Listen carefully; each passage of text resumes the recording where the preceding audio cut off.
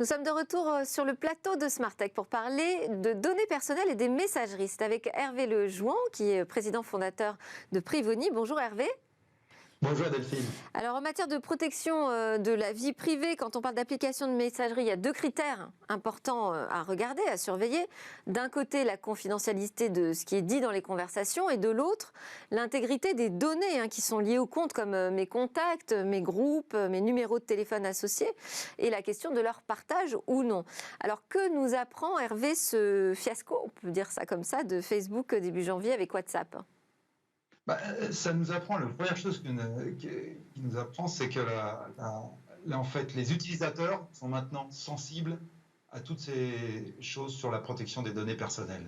Donc on est bien dans un monde aujourd'hui où avant on faisait des mises à jour de politique de confidentialité et puis rien ne se passait, il n'y avait pas de problème, les gens acceptaient. Mais aujourd'hui, maintenant, et surtout sur Facebook, qui est aujourd'hui quand même assez accusé dans ce domaine, eh ben, les gens sont extrêmement sensibles. Et on a vu en fait que même ça a été une sensibilité qui a été supérieure finalement à l'effet, puisque la politique en soi, la mise à jour de la politique de confidentialité, ne touchait que quelques utilisateurs. Alors quelques millions peut-être d'utilisateurs, parce que c'était quelque chose de très spécifique, mais pour autant, ça s'est monté énormément et Facebook n'a pas pu en fait faire autrement que de revenir, de rétro-pédaler, excusez-moi l'expression, de dire que non, ça ne concernait pas les conversations entre individus, mais seulement le cas précis des conversations entre des individus et éventuellement des marques, mais le mal était fait. Donc on voit bien qu'aujourd'hui la sensibilité est là, on n'est plus dans un phénomène où finalement on peut collecter tout ce qu'on veut, mais bien dans quelque chose où les gens sont très sensibles. Qu'est-ce qu'on peut dire justement de la confidentialité des conversations dans les applications de messagerie ? Alors aujourd'hui, dans les applications de messagerie, en fait, il y a deux grandes catégories. Il y en a une qui s'appelle le SMS, que tout le monde connaît depuis très longtemps, mais qui est un protocole particulier qui est utilisé par les opérateurs.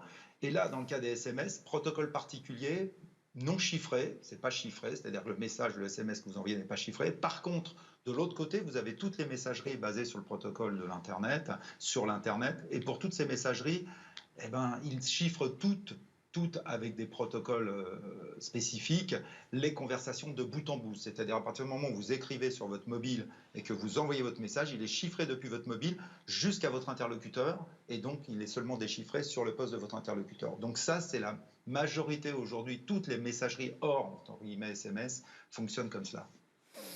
Alors, ça veut dire qu'on est à peu près tranquille sur la confidentialité des conversations. Qu'est-ce qu'on peut dire sur les données qui sont relatives à ces conversations ? Alors c'est là où effectivement il se passe beaucoup plus de choses. C'est qu'encore une fois, toutes ces messageries sont gratuites. Donc on voit bien et on revient à toute cette problématique de la gratuité. À partir du moment où c'est gratuit, quelque part, il faut bien que le business model se fasse pour tous ces gens qui quand même dépensent de l'argent dans de la technologie, dans des services. Et là, c'est là où on voit que ça se passe. C'est-à-dire que Facebook, typiquement, ils ont racheté, si vous vous souvenez, WhatsApp pour 19 milliards de dollars. Et donc, forcément, ce n'était pas juste parce qu'ils avaient envie de dépenser 19 milliards de dollars. On était bien dans une idée de business model, et surtout à grande échelle, puisqu'aujourd'hui, on a plus de 2 milliards d'utilisateurs de WhatsApp. Et le graphe que vous avez vu, effectivement, permet de voir à quel point les différences se font entre différentes messageries en termes de collecte de données, et là je parle de collecte de données annexes à la conversation. Donc vous avez ici, vous avez Signal qui est à gauche, et puis plus ça va, vous allez à droite sur Facebook Messenger, et au milieu vous avez WhatsApp, et on voit bien toute la logique en fait de liaison des données qui sont autour de vous, vos contacts, vos achats et autres, qui vont être liés finalement à l'usage de cette messagerie. Et c'est sûr que c'est là que les choses se passent et que certains acteurs en font plus que d'autres. Alors c'est vrai que Signal, typiquement, qui est une fondation, parce qu'il faut voir le business model derrière, est une fondation, ces fonds, c'est comme Wikipédia, ils viennent de dons. Et à partir du moment où ils viennent de dons, ils ne cherchent pas effectivement à avoir un business model particulier.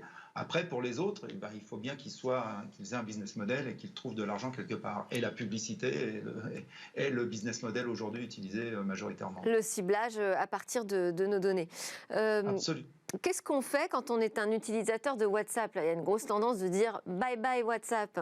On a vu effectivement des dizaines de millions d'utilisateurs sur les quelques jours après cette annonce, des dizaines de millions d'utilisateurs migrer, alors principalement sur 2 messageries qui ont fait la une de beaucoup de journaux au niveau mondial, qui sont Signal et Telegram.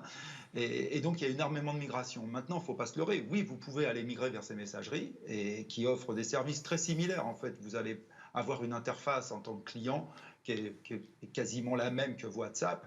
Mais l'enjeu, et vous le savez bien, c'est l'effet réseau. C'est-à-dire, à partir du moment où vous avez 2 milliards d'utilisateurs sur WhatsApp, eh ben effectivement, vous, moi, d'autres personnes, vous avez constitué des groupes, vous avez constitué des groupes d'amis, des groupes même de travail des fois. Et là, l'enjeu, c'est pas tant de changer de messagerie, c'est de faire en sorte que tous vos contacts vont accepter de créer des nouveaux groupes sur telle nouvelle messagerie, et donc il faut repartir à zéro. Et je pense que Facebook le sait bien, même s'il y a eu un effet d'annonce extrêmement fort. Est-ce que les gens ont vraiment switché, ont changé tous leurs groupes pour passer complètement de WhatsApp à une autre application de messagerie? Rien n'est moins sûr. Et donc l'enjeu, c'est bien ça, c'est bien l'effet réseau. Absolument. Et ici, on a parlé notamment d'une société française, Olvid, qui propose sa messagerie hyper sécurisée et souveraine pour nous. Pour autant, c'est compliqué de faire migrer ses contacts sur Olvid. Merci beaucoup, Hervé Lejouan, président fondateur de Privoni. Je dis c'est compliqué, non pas techniquement, mais c'est compliqué de les convaincre. Merci, Hervé Lejouan. On aura l'occasion d'en reparler.